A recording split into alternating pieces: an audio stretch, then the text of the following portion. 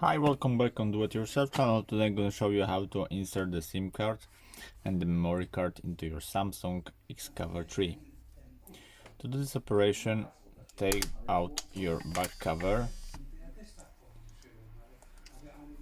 take out the battery, and here is the place for the middle of the size of SIM card.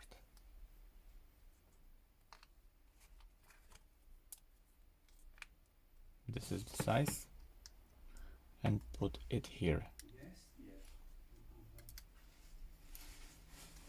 Here is the place for memory card. That's all. Put the battery in, back cover, and power on. I hope the video is helpful for you. If yes, you can leave like, leave comment and leave subscribe. See you by next video. Hey!